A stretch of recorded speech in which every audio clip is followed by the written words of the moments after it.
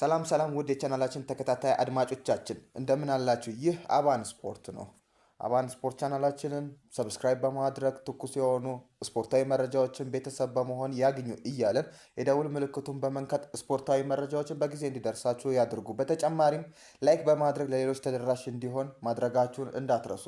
የ21ኛ ሳምንት ተጠባቂ የቦክሲንግ ዴይ መርሃ ግብር ጨዋታ ዛሬ ምሽት 5 ሰዓት ሲል አርሰናል በሜዳው ሊቨርፑልን የሚያስተናግድበት ጨዋታ እንመለከታለን። እንግዲህ አርሰናል ያለፉት 5 ጨዋታዎችን በተከታታይ ማሸነፉን እናስታውሳለን፣ በፕሪሚየር ሊጉ ማለት ነው። እና ይህንን ዛሬስ የሚያስቀጥል ይሆን? አብረን እንመለከት ይሆናል።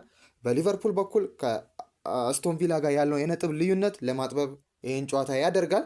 የሳምንቱ ተጠባቂ መርሃ ግብር እንደመሆኑም አብርሽ በሁለቱ ቡድኖች ምን የሚያስመለክቱን ይመስላል? እሺ አኒሶ 21ኛ ሳምንት የእንግሊዝ ፕሪሚየር ሊግ መርሃ ግብር ጨዋታ ዛሬ ይጠናቀቃል። የመጨረሻው ጨዋታ እና የ21ኛ ሳምንት ትልቁ መርሃ ግብር አርሰናል በኤሚሬትስ ስቴዲየም ሊቨርፑልን የሚያስተናግድበት ጨዋታ ይሆናል። የሁለቱን ጨዋታ ስንመለከት በሚገርም ሁኔታ ምርጥ ጨዋታ እንመለከታለን ብዬ አስባለሁ። በአርሰናል በኩልም ምርጥ ፎርም ላይ ይገኛል። ሊቨርፑልም ከአርነ ስሎት በተወሰነ ሰዓት ምን ያህል መዋዠቅ በ12 ጨዋታ 9 ጨዋታዎችን መሸነፍ ከ12 ጨዋታ 9ን መሸነፍ ብዙ ጊዜ አንስተነዋል፣ ይባረራል ወይ የሚለውን አንስተነው ነበር። ነገር ግን ከዛ በኋላ በሚገርም ሁኔታ ምርጥ ፎርም ላይ ይዞ አሁን 4ኛ ደረጃ ላይ ይገኛል። ያለፉትን 2 ተከታታይ ጨዋታዎች ነጥብ ከመጣል ውጪ ማለት ነው ሽንፈትን አላስተናገደም። ሊቨርፑልም አሪፍ ፎርም ላይ እየመጣ ያለ ቡድን ነው። ነገር ግን አርሰናል በዚህ ፎርሙ በደንብ በሚገርም ሁኔታ ትልቅ ለውጥ እያመጣ የሚገኝ ነው። በጣም ስኳድ ዴፕዙን በደንብ የተጠቀመበት እና በደንብ ተጫዋቾችን እየቀያየረ እዚህ 1ኛ ደረጃ ላይ ይገኛል ማለት ነው። ሊቨርፑል የሚጫወተው ከአስቶን ቪላ ጋር ያለውን የነጥብ ልዩነት ወደ 6 ለማጥበብ ካሸነፈ ወደ 6 ለማጥበብ እና ከተከታዩ ብሬንትፎርድ ደግሞ ያለውን የነጥብ ልዩነት ወደ 4 ለማስፋት ማለት ነው የሚያደርገው ጨዋታ ይሆናል። አርሰናል በአንጻሩ ትላንትና ማንቸስተር ሲቲ ነጥብ መጣሉን ተከትሎ አስቶን ቪላም ነጥብ መጣሉን ተከትሎ ነጥቡን ወደ 8 ለማስፋት የሚያደርገው ጨዋታ ይሆናል እና አርሰናል በሜዳው ከመሆኑም አኳያ ትልቅ ግምት ተሰጥቶታል። ይህንን ጨዋታ የማሸነፍ ትልቅ ግምት ተሰጥቶታል እና በዚህ ጨዋታ ላይ አርሰናል የተሻለውን አርሰናል የምንመለከት ይሆናል። የሊቨርፑል ድክመት ብለን የምናነሳው ብዙ ጊዜ የአታኪንጉ በጣም ቀዝቅዟል ብለናል። የሳላ የአምናው ፎርም ላይ ያለመገኘት ቢገኝም እንኳን በዚህ ጨዋታ ላይ እንደማይሰለፍ ለአፍኮን መሄዱን እናስታውሳለን።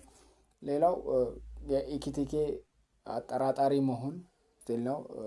አጠራጣሪ ደረጃ ላይ ነው የሚገኘው። አይዛክም ጉዳት አለ። ያ ነገር ለአርሰናል ትልቅ ግምት እንዲሰጠው ያደርጓል። የአርሰናል በኩል ደግሞ ሁሉም ተጫዋቾች በሚባል ደረጃ ወደ ቡድኑ እየተመለሱለት ይገኛል። የካላፊዮሪ ከጨዋታ ውጭ መሆን እና ለሃቨርትዝም ከጉዳቱን ለመጠበቅ ሲባል ያው ተነስቷል፣ ግን ጉዳቱን ለመጠበቅ ሲባል ከዚህ ጨዋታ ውጪ እንደሚያደርገው ተናግሯል። ትላንትና ጋዜጣዊ መግለጫ ሲሰጥ ማለት ነው። የካላፊዮሪም ጉዳት በዛው ልክ ከዚህ ጨዋታ ውጪ እንደሚያደርገው ማለት ነው እና ሜዲካሎች ናቸው ይህንን ውሳኔ የሚወስኑት። ያው እሱንም ተወስኖ ከዚህ ጨዋታ ውጪ ከዛሬ ጨዋታ ውጪ እንዲሆን ተደርጓል። ሌላው ሙሉ ለሙሉ አርሰናል በሙሉ ስኳዱን ይዞ ይገኛል እና ባለፈው ጨዋታ 1-0 በሶቦዝ ላይ ምርጥ ቅጣት ምት እንደተሸነፈ እናስታውሳለን። አርሰናል በ86ኛ ደቂቃ ያቺን የመሰለች የሶቦዝ ላይ ምርጥ ቅጣት ምት ጎል ተሸንፎ ወጥቷል በአንፊልድ እና በዛ ጨዋታ ላይ ብዙ ክፍተቶችን ተመልክተን ነበር። በአርሰናል በኩል የክሬቲቪቲ ተጫዋች አልነበረውም። 3 ዲፌንሲቭ ሚድፊልደር ይዞ ገብቶ የራይስ ዙቢሜንዲ እና ሜሪኖን ጥምረት ነበረ ስንመለከት የነበረው። በዛው ልክ የሳካ አለመኖርም ትልቅ ኢፌክት ፈጥሮ ነበረ እና እነሱ ተጫዋቾች ደግሞ በዛሬው ጨዋታ ላይ የሚሰለፉ ይሆናል። ለኦዲጋርድም ክሬቲቪቲው ላይ በደንብ ዛሬ የምንመለከተው ይሆናል። ሳካም በቀኝ መስመር በኩል ትልቅ ኢፌክት ይፈጥራል ተብሎ ይጠበቃል። በሊቨርፑል በኩል ደግሞ የኤኪቲኬ አለመኖር እንዳነሳ ነው። የኤኪቲኬ ምናልባት አጠራጣሪ መሆን ዊርትዝ እና የጋክፖ ዊርትዝም በዛው ልክ በጣም ምርጥ ፎርም ላይ ባለፈው እየመጣ ይገኛል። ጋክፖን ደግሞ እንደ 9 ቁጥር ይጠቀማል። ፉላሙ ጨዋታ ጎል አስቆጥሯል።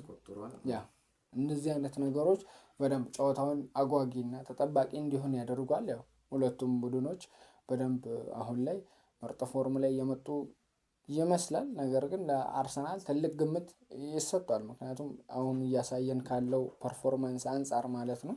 ሁለቱም ቡድኖች በእርግጥ ነጥቡ በጣም ያስፈልጋቸዋል። አርሰናል ዋንጫ ፉክክሩን በይበልጥ አስፍቶ ዋንጫውን ለማንሳት የሚያደርገው ትልቅ ጨዋታ ይሆናል። ሊቨርፑልም ደግሞ ቶፕ ፎር ውስጥ ለመቆየት ትልቅ ተጋድሎ ያደርጋል።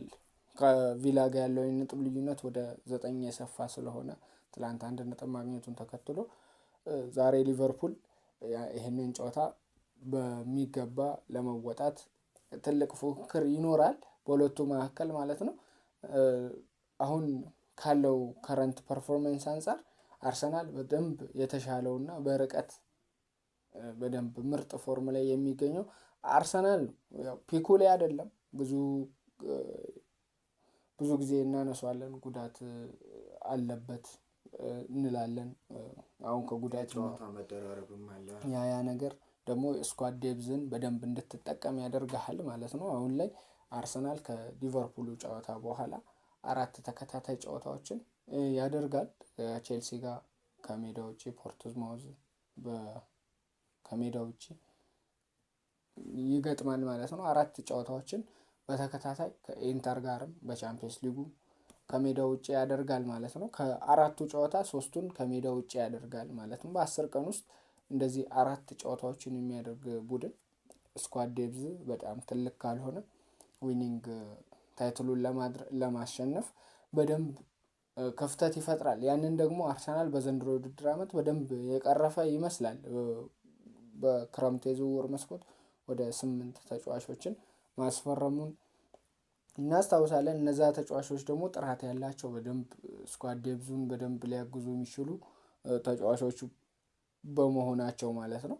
እና በሊቨርፑል በኩል ስንመለከት ደግሞ ክፍተት ያለበት ቦታ አለ። የሳላም ቦታ በደንብ ክፍተት አለ። በኮናቴ በኩል አሁን አሪፍ ፎርም ላይ እየመጣ ቢሆንም ምን ያህል ክፍተት እንደነበረበት እናስታውሳለን። በቀኝም በግራም በኩል በደንብ ክፍተት ያለበት ኬርኬዝ አሁን አሪፍ ፎርም ላይ ከመምጣቱ ውጪ ማለት ነው እና የሮበርትሰንን ያህል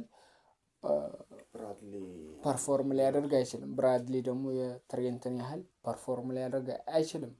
አምና የነበረው የሊቨርፑልን አቅም በደንብ ሙሉ ለሙሉ በዚህ አሁን ባለው ስኳድ ሊጠቀም አይችልም። ምክንያቱም የትሬንትና የሮበርትሰን ትልቅ ኢፌክት መፍጠር ሊቨርፑል ያምናውን ፎርም ማግኘት አልቻለም በዘንድሮ የውድድር ዓመት ማለት ነው እና ያንን ደግሞ ከቨር የሚያደርግል እንደ ፍሪምፖንግ ያመጣው ፍሪምፖንግ በማትጠቀም ከሆነ በዚህ በኩል ደግሞ ኬርኬዝ የሮበርትሰንን ያህል አታኪንጉ ላይ ኢፌክት የፈጠረ አይደለም። ነገር ግን ያው ጥሩ ፎርም ነው፣ ገና ጅማሮ ስለሆነ ያስተካክላል ተብሎ ይጠበቃል እሱ እና ዊርትዝም ወደ አቋሙ መመለስ በደንብ ኪቲኬ ደግሞ እንዴት አይነት ኢፌክት እየፈጠረ እንደነበረ የምናስታውሰው ነው። በደንብ ምርጥ ፎርም ላይ ያለ ነው።